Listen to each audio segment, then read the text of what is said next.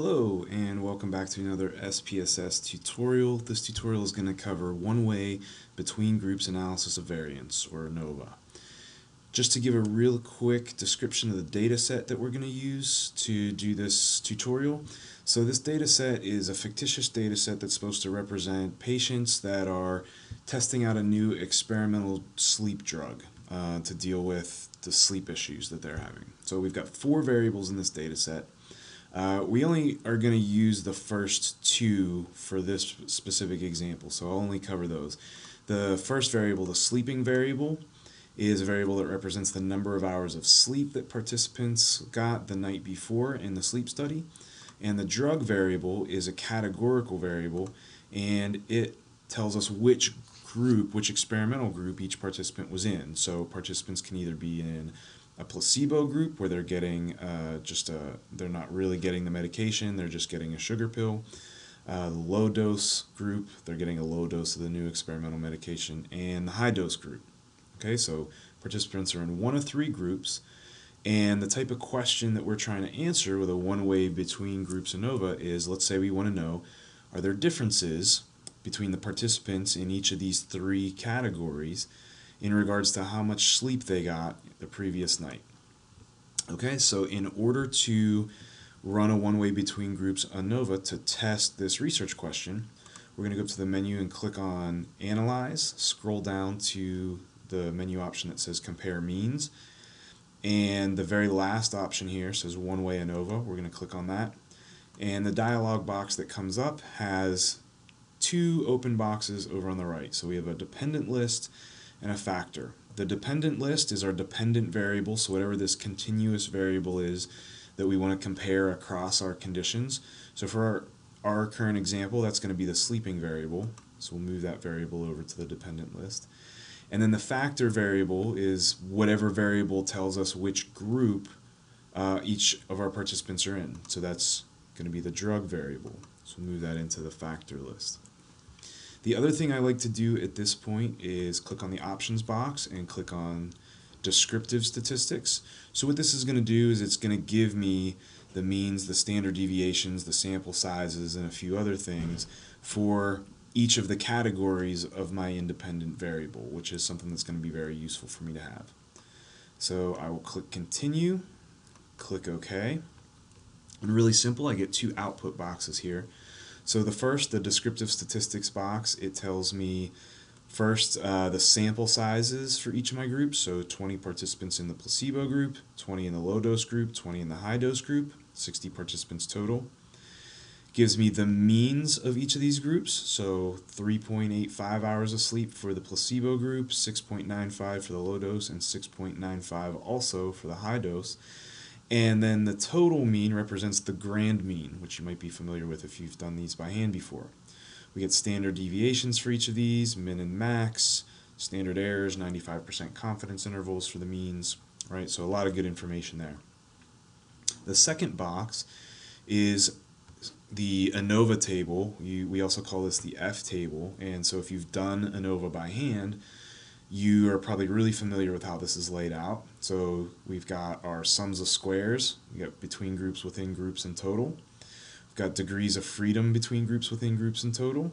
We've got our 2 mean squares statistics, the overall F observed statistic, and then our significance value here, our p-value, that indicates the probability that our null hypothesis that all of the conditions in our independent variable are equal, that's the probability that it's true, right? So remember, we're going to reject our null hypothesis anytime that this significance value is less than 0.05 or less than whatever alpha value we want to use. So our significance value of 0.000, that just means that the p-value is less than 0.001. SPSS doesn't have enough decimal places to write out exactly what that p-value is, but we know it's really, really low, and it's definitely lower than 0.05. So based on this, we would reject our null hypothesis that the groups are all equal, and we would conclude that there are differences between our groups. Now remember, when we reject the null hypothesis in an F-test, all we're saying is that We know that the groups are not all equal, but it doesn't tell us anything about which groups are different from which other groups. Now, obviously, we can glance up here at the descriptive statistics and we can get a pretty good idea about where our significant differences are, right? So we have one mean that's considerably lower than the other two groups, and the other two groups are exactly the same as each other. So it's pretty safe to bet that the placebo group is significantly lower than the low dose and high dose group. But let's say we just want to confirm that that's statistically significant. The other thing we can do, and we could have done this when we first ran the test, but I want to show you things one thing at a time. We go back to our one-way ANOVA analysis box, and in this other menu option over here which says post hoc, we're going to click on post hoc, and it gives us a whole suite of different post hoc tests that we can run. And the one that we're generally most familiar with is the Tukey test. So we're going to click on the Tukey box. We could set the significance level if we want. This is our alpha level. It automatically defaults to an alpha level of 0.05. We could set it at whatever we wanted, but we'll generally just leave it as is. Click continue, click OK, and we'll get a little repeat of our descriptive statistics in our Anova table. But we also then get two more boxes under the heading of post hoc tests. The first one, called multiple comparisons, is what we really want to pay attention to. Generally, when we're just getting started out with statistics, we can ignore this homogeneous subsets box. Don't worry about that too much. But let's focus on the multiple comparisons box. So what this tells us is, over on the left, we have each of our categories of our independent variable compared to each of the other possible categories of the independent variable. So in this first box, we have the placebo category compared to the low dose category and the high dose category. All right, so if we follow these rows across, placebo compared to low dose, this is the mean difference. So the negative number indicates that the placebo group had a lower number of hours of sleep than the low dose medication group, right, which is what we saw in the mean differences above. To be specific, the placebo group had 3.1 hours less sleep on average than the low dose group.